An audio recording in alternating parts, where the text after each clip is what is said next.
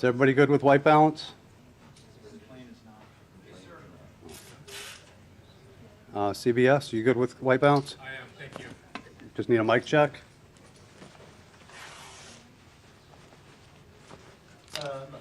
In a minute, thank you.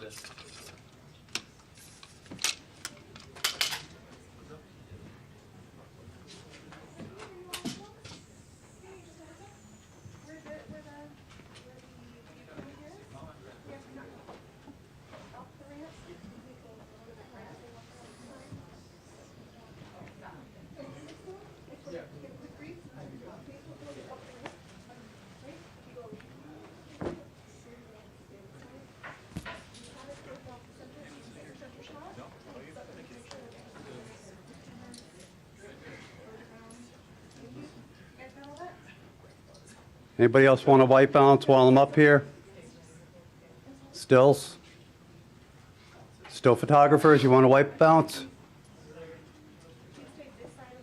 Okay.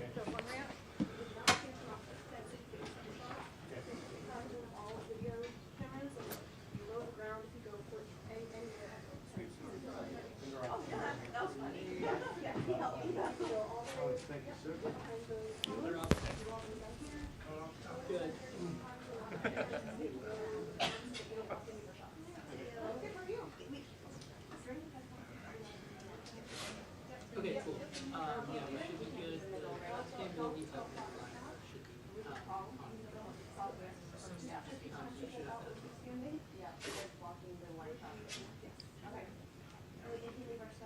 Okay, CBS, you ready for a quick check? Audio-wise, you're good? Yeah, white balance, I'm good. Okay, what about the audio?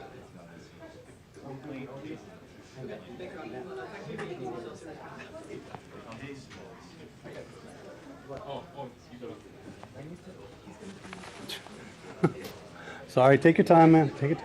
I know we're getting close.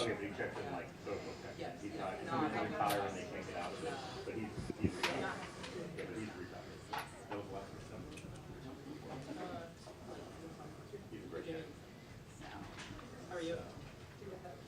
Yeah. Apparently. But Maz and Dream are in ready with the camera on cut. So then Matt will be in front.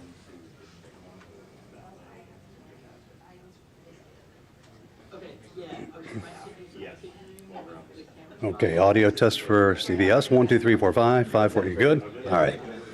Okay, guys. I'm disappearing and killing Mike now.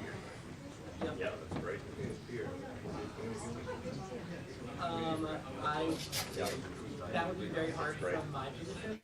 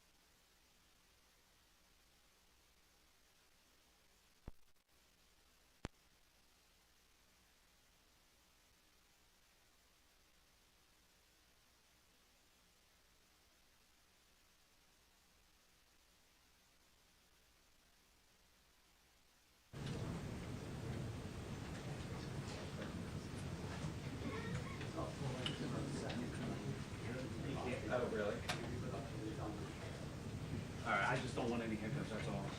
They'll freeze.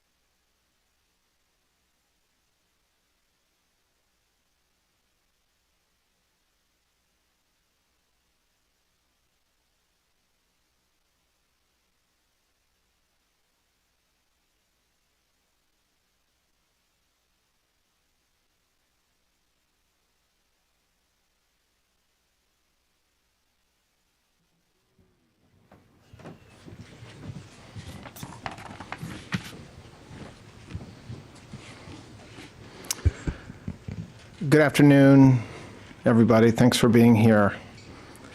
On Saturday night, as you all know, an act of violence occurred at a gathering that symbolizes something fundamental to our system of government: the ability of a free press and public officials to come together in celebration and not fear. The act was stopped because of the courage and, that horrible act was stopped because of the courage and professionalism of law enforcement.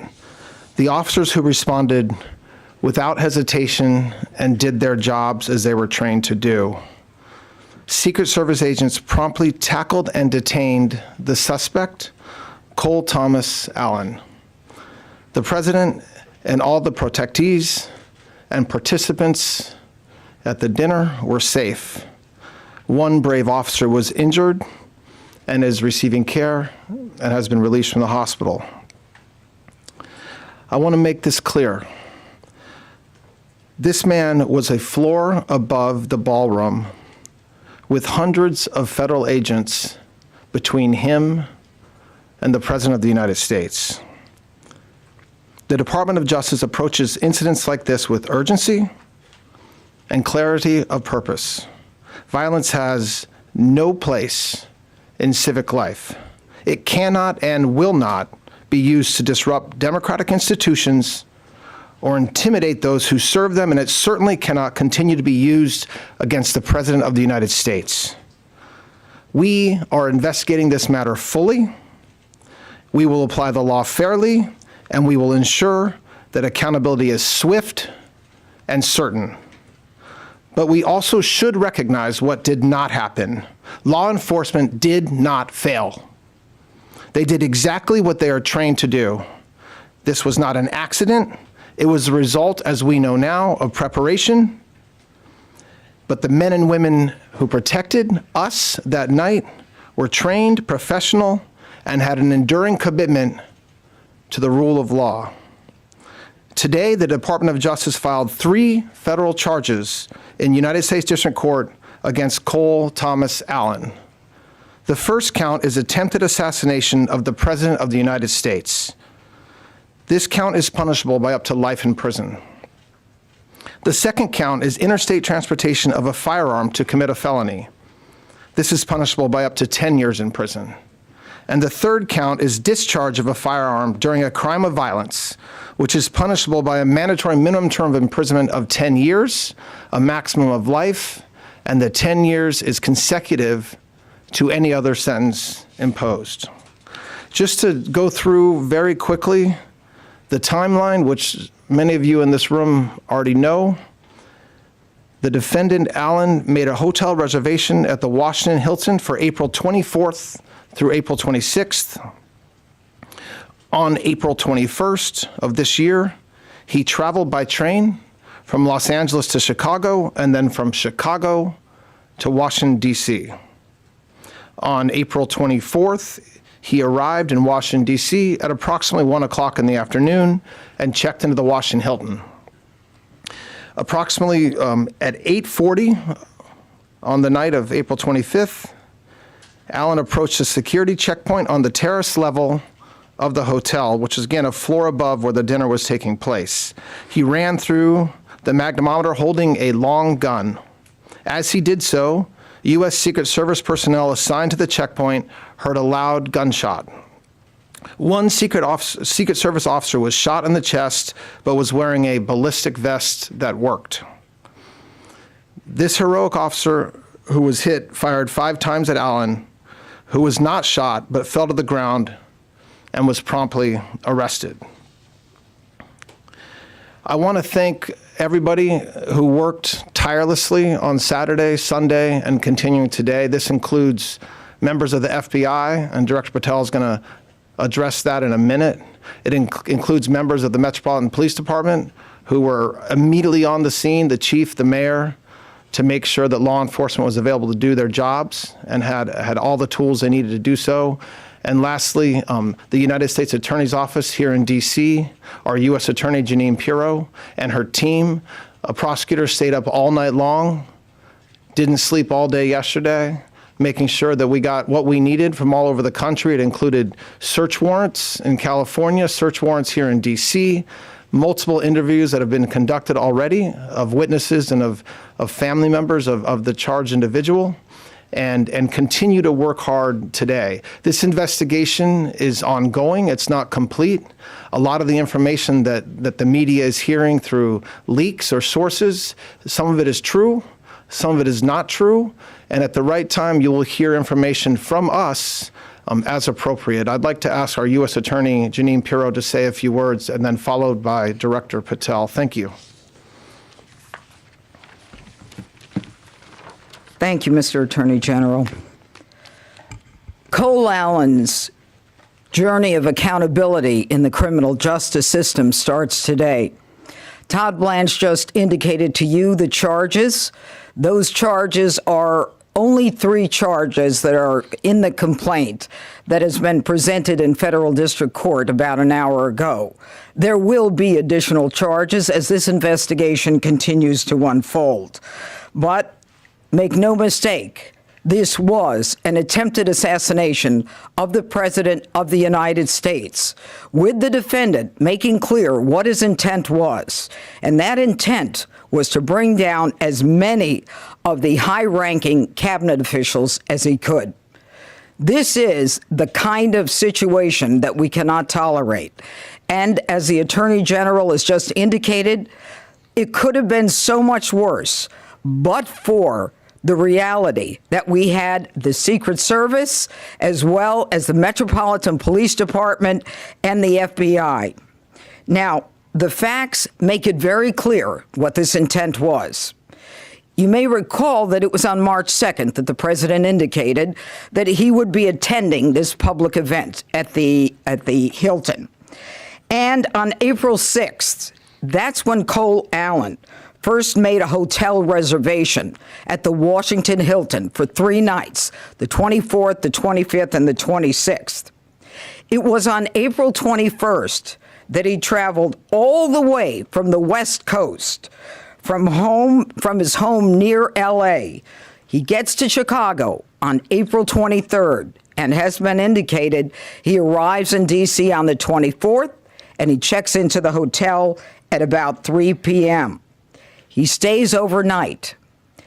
He is very much aware that the president and the first lady entered the ballroom at 8 p.m. And it was at 8:40 that he made a decision to rush the ballroom. And thank goodness, law enforcement, the Secret Service, was able to prevent him from getting into that ballroom. He was not injured other than some kind of scrape on his knee. Now, as indicated, these are the weapons that the defendant had on his person. You can see that's a 12-gauge pump-action Mossberg shotgun. It's a .38 semi-automatic. He had at least 3 knives and all kinds of paraphernalia. So any suggestion that he wasn't there to do harm is absurd. We will prove when he purchased these guns. They were purchased in California. Why is that relevant? It is relevant because he crossed interstate lines with those firearms, and those are the firearms that he used on the night of the 25th, or attempted to use at the very least.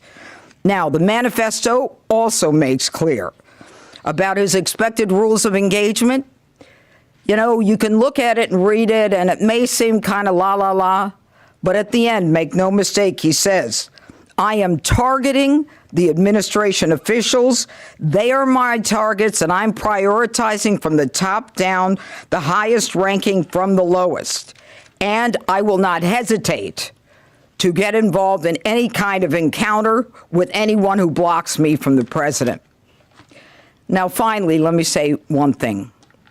Within days of the president nominating me to be the United States Attorney for the District of Columbia, I was at the scene of a double homicide where one Elias Rodriguez crossed state lines from Chicago with a firearm to commit a felony in the district.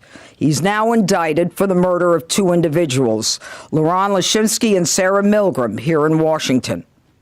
Not long after that, another individual, Ramanella Lockenwall, crossed state lines, again with a firearm, with intent to commit a felony here in Washington. He traveled from the state of Washington. He is now indicted with the murder of Sarah Beckstrom, a National Guardsman, and the attempted murder of National Guard Andrew Wolf. Today, we have Cole Allen, another individual, charged with crossing state lines coming from California with a firearm with the intent to commit a felony here in the district. Let this be a message to anyone who thinks that Washington, D.C. is the place to act out political violence. And if you are willing to do so with a firearm and cross state lines, we will find you. We will track your steps from the inception of your plan, and we will prosecute you to the fullest extent of the law. Washington, D.C. is not the place to travel to commit acts of violence. The Constitution and the laws of the United States permit us to register our views through our voices and our votes. What they don't permit is making your views known through violence, especially violence directed at the President of the United States. This is anti-democratic at its core. Thank you, Judge. Excuse me. Thank you, General. This one hits a little differently. We were all there. Many of you were there. Many of you watching were there as well. The President was there. The Vice President was there. The Cabinet was there. And what you saw, described by the General and the U.S. Attorney, is absolutely true.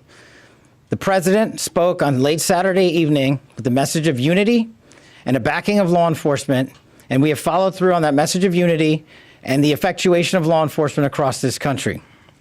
This FBI is grateful to the United States Secret Service, the Department of Homeland Security, and our interagency partners, including the Metropolitan Police Department, for swiftly jumping into action. All of us on there put us in a unique position, but all of us also acted uniquely. The Washington field office jumped into action immediately, sending a mobile command center to the scene, along with our evidence response technicians, who showed up in speedy fashion to make sure we could collect the evidence that the prosecutors and the department needed to make this announcement today. Also on scene, you were told about the brave heroics of the United States Secret Service and other members of law enforcement. And that should be celebrated by every single American. They did exactly what they were trained to do. They stopped a massive attack from becoming even worse. They stood in the way, they safeguarded America, and they should be nothing but applauded for their bravery and their dedication to their mission and their selfless sacrifice to this country. The FBI, along with standing up mobile command units, evidence tech response team, and Washington SWAT on scene, also established our NC3, our National Crisis Coordination Center, almost immediately.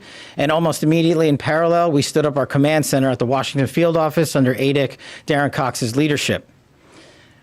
Throughout the evening, we immediately began working with our Department of Justice partners to find the evidence necessary to effectuate the legal process necessary and enter into the suspect's room at the Washington Hilton successfully and lawfully and obtain the relevant evidence for exploitation. That was on scene.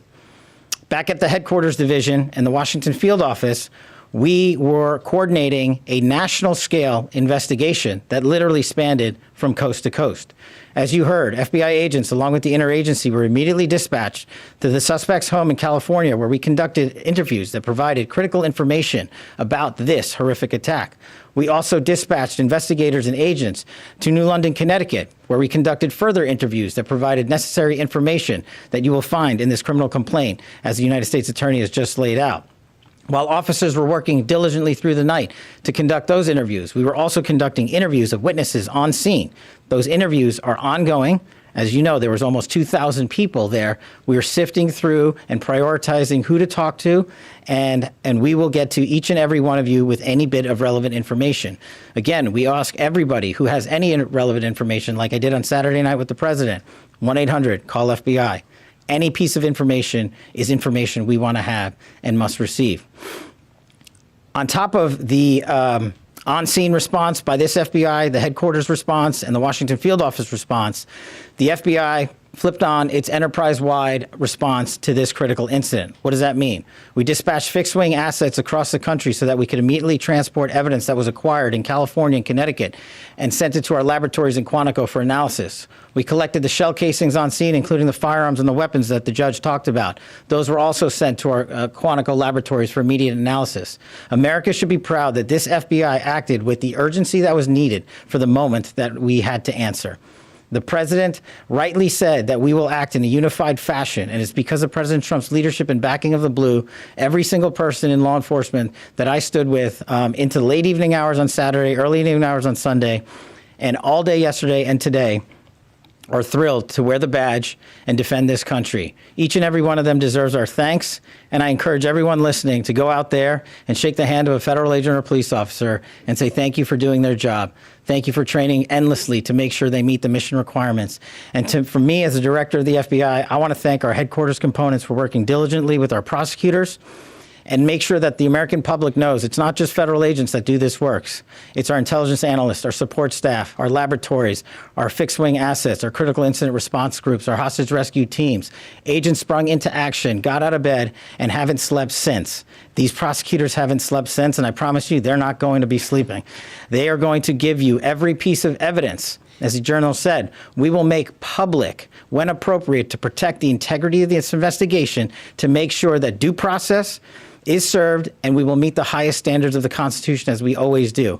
And that is when we will continue to disclose information. I know the public has a yearning for information, but just remind yourself of how much information you have already received, how transparent this administration has been. In less than 48 hours, you know almost every single thing we know. And what we have not told you yet, we will tell you in short order. So once again, from me, as director of the FBI, I want to thank the interagency. I want to thank the United States Secret Service and their director, Mark Wayne Mullen, the Secretary of Homeland Security, the Attorney General of the United States, Attorney Pirro, and Ada Cox for springing into action on a night that should have been celebrating free speech, but we will be doing it again shortly, as the President said, and we look forward to seeing you all there. Pierre. Two questions, please. Beyond the evidence and what the judge described as the manifesto, what other evidence can you point to that tells us that the president was the primary target of the suspect? So we're a day and a half into the investigation. As we talked about earlier, we were able to get multiple devices from various locations, the hotel room and also his where he lived in California. We have started that process. There's nothing more that would be appropriate to share at this time until we have thoroughly gone through it, which we're doing, and we'll share that information as appropriate in the future. Second question, go ahead. Beyond the assassination attempts against President Trump, you had someone try to burn down the mansion where the governor lives in Pennsylvania. You had those state lawmakers attacked in Minnesota. You've had 2 Israeli embassy staff members murdered in the city here. You had the Charlie Kirk assassination. You had the National Guardsman killed in the city. Can you, each of you, describe the current threat environment and what DOJ's stance is about it? Well, you just described the current threat environment pretty accurately, which is that the political violence and rhetoric has got to stop. And that's something President Trump said right after the incident on Saturday night. It's something that Carolyn Leavitt talked about a couple hours ago. It is something that is, when you have a president who and many people in this room, if we're going to be honest about it, have done it as well. They're just as guilty as a lot of people on X. When you have reporters, when you have media just being overly critical and calling the president horrible names for no reason and without evidence, without proof, it shouldn't surprise us that this type of rhetoric takes place. If you look at what it appears that this defendant had in his past, we're talking about somebody who is college educated, who has a job, who is otherwise living his life, and we'll find out more about him, as I expect, in the coming days and weeks. But he chose to do what he did, and so our threat environment is we are ready. I mean, I'm not going to go through what Director Patel just talked about with the way we responded, but this was something that we will always be prepared for, and it's sad that it has to happen, but it's not a new thing, unfortunately. Okay. Have you been able to determine whether the gunman fired shots? If so, how many shots he fired, and who exactly, whose bullet hit the agent? we want to get that right. So we're still looking at that. It appears, and I don't want to overstate because we are still looking at this, that there were five shots that law enforcement fired. We have all the evidence is being examined very carefully and expeditiously, and we'll know more soon. We do believe that as the complaint lays out, that the defendant fired it out of his shotgun, and we know that happened. But as far as getting into exacting ballistics, I'm not going to do that today because it's still being looked at and finalized. Thank you for taking my question. You personally have called for a construction of this ballroom at the White House. The president has called for this as well. Today, the National Trust president put out a statement, says that they're grateful that everybody's okay, but, and I quote, "We are not planning to voluntarily dismiss our lawsuit, which endangers no one, and which respectfully ask the administration to follow the law. Ballroom construction is continuing unabated until June 5th at the earliest because the injunction is on hold." Where does the Justice Department go from here? And then I have a follow-up on that. Well, we filed a motion today asking the court to do what the plaintiffs refused to do. We absolutely believe that there is no better example of why this ballroom is necessary, aside from all the very positive things the ballroom will bring to this country and to Washington, D.C., than what happened on Saturday night. You guys, many of you all were there. That's one of the only places in D.C. that you can hold an event like that due to its size and the structure of what we need. So we're basically stuck at this point in this city with having an event like that at a hotel, so underneath a ton of hotel rooms. And so the fact that aside from the fact that the ballroom is spectacular, it's going to be beautiful, it's going to make this country look great every time it's used, it's also a meaningful safety issue. And so I very much wish that the plaintiffs and their counsel would take a different view, but if they don't, we are going to continue to fight in court like we have been, and hopefully the judges at the D.C. Circuit Court will do the right thing. Beck. Are you aware of... Not you, the red. Thank you. Are you investigating connections that Cole Allen allegedly had to left-wing groups? I think one is called the Wide Awakes, reportedly. Yes. Of course we're investigating that. Now you. Are you aware of his video game development past, including a potential shooter-style RPG game?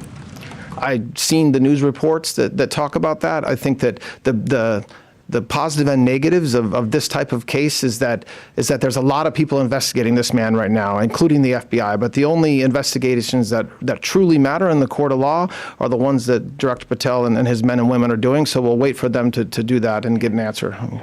Just really quick, do you know anything about his alleged Christian faith past? Because he said something about it in the manifesto. I have read reports in the news, and I've read reports that say various things regarding his views of Christianity, his views in the past of Christianity, and I'm certainly not going to speak to news reports. I will wait, as I hope all of you would, for the investigation to continue until we actually have answers. Yeah. Just a little technical question. You mentioned that you guys, so far, you think that Allen fired at least one shot. That doesn't say that in the affidavit yet, so I'm just curious if you can explain the discharging of weapon charge at this point. Well, he's charged with violating 924C, discharge of a firearm during a crime of violence. So by definition, that charge means that it was discharged. I can tell you from what I know, with the understanding that we're a day and a half in, that this is the gun that he discharged. Yeah. And as those of us that have ever shot one of these know, what happens when you shoot that is the casing stays inside the firearm, and then if you reload it, it pops it out. My understanding is that it was inside the firearm, but hadn't been ejected, which means that it hadn't been pulled back again. But again, I want folks to understand, I'm the acting attorney general. I'm not on the ground doing the investigation, so I'm telling you what I've been told, and we'll, if that information changes, I'm sure that we'll let you know. Yeah. Just want to ask you about this letter that you posted yesterday that's sent from Brett Shumate to the plaintiffs in that lawsuit. It says that the Washington Hilton is, quote, demonstrably unsafe for the President of the United States. It said that with the ballroom, that Trump will no longer need to venture beyond the safety of the White House perimeter. Just engaging with those lines, was there an assessment in advance of the dinner that the Hilton was demonstrably unsafe? And if so, why was President Trump allowed to attend it? And then separately, just the idea that by building the ballroom that President Trump wouldn't need to go outside of the confines of the White House. I mean, is that something that the American people, should find acceptable, that the president would have to be, for major events, confined to the White House? It seems like kind of a castle situation.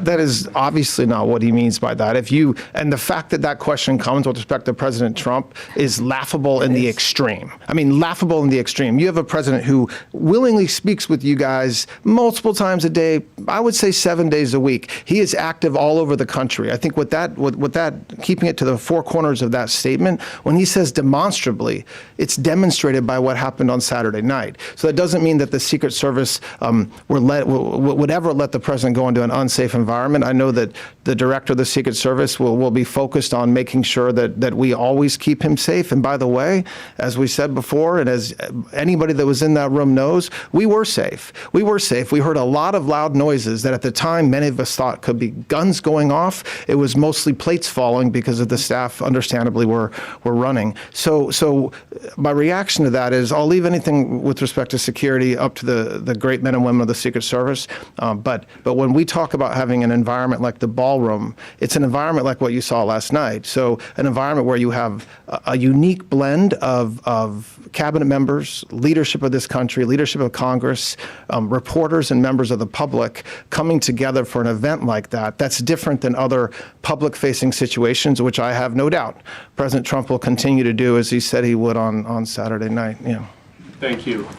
Is there, for FBI Director Patel, is there any other credible threats at this time related to events in the city, including King Charles? And then separately, the manifesto, I don't really want to give too much weight to this, did mention your name in it as someone that they maybe were not targeting. Do you want to kind of elaborate on that? And then also the political motivations there. As to the latter, no. As to the former, the FBI and the interagency is constantly evaluating intelligence provided to us by interagency collection methods. Our partners in the federal and state and local levels, we are constantly relaying that information to the White House, to the Attorney General, to the United States Attorney, specifically here in D.C. And we will always assess each piece of intelligence and base it on the credibility that it was received and give it the due weight that it has. But as the U.S. Attorney has stated, and as President Trump's task force for Washington, D.C. has shown, we have reduced crime in this city by historic levels, and we will continue to do so. We will continue to safeguard the men and women that call Washington, D.C. their home. All right, just a couple more. Acting Attorney General, paragraph 14 of the complaint today, it says that the suspect fell, and you said that he was tackled. I just want to see if we can try to make sure we understand. Well, I think that both can be true. Yeah. Okay. And I would rely on the complaint because that was sworn to by an agent and not by the words out of the acting attorney general, who most certainly was not there. But I think both can be true. The U.S. attorney yesterday also mentioned that one of the charges possibly would be for assault on an officer, and I noticed today it's a different charge. Is this because you've determined that what he shot didn't actually strike the officer? We're still looking at that, and I think that that's something that you'll hear about in the coming days as we know the answer to that. It doesn't legally matter in that situation, but when after an event like this happens, not surprisingly, there's initial charges that we consider. Then you have the U.S. Attorney's team and the FBI looking through the evidence and figuring out what's the best thing to do, and that's what you have. Right? Just one more question. Yeah. I have two quick questions. One, All right, two questions. I just wanted to clarify, you said the one officer fired their weapon 5 times. Was that the only officer who discharged a firearm? I want to be very careful in answering that question because this is, when you do ballistics evidentiary collection and research, it is very complicated. So when you fire a bullet, the bullet ends up somewhere. Sometimes you find it, sometimes you don't. And so from that, with that qualifier, we believe right now that there was 5 shots fired from the same firearm. But there's a team of folks looking at this that are experts, and the evidence collection team that were in that area of the hotel where the shots were fired will work all night. They have the evidence they collected, but it's not an exact science from the standpoint that, for example, the buckshot, when that shot, it scatters everywhere. Sometimes it just disappears, actually, depending on where it hits. So You don't have to, hopefully with that qualifier, that's where we are right now. Question about the timeline, sir. Hold on. I just wanted to ask what law enforcement has learned about why he was targeting President Trump. Do you guys believe he was upset about a certain policy or a decision by the president? The complaint lays out what I think is described as a manifesto, which is something that he allegedly sent to many folks, his family. That's what we have so far as his motivation. As the U.S. Attorney said a few minutes ago, what is clear from the complaint and from what we have so far is he was targeting President Trump. He described that in his manifesto. He was targeting administration officials. He described that. But as far as us understanding additional motivation, that's for the FBI and law enforcement. All right, thanks a lot, guys. I appreciate it. Thank you. Question about the Amtrak security measures. Will there be any announcement about Amtrak security? Did any other agents say they discharged their weapons?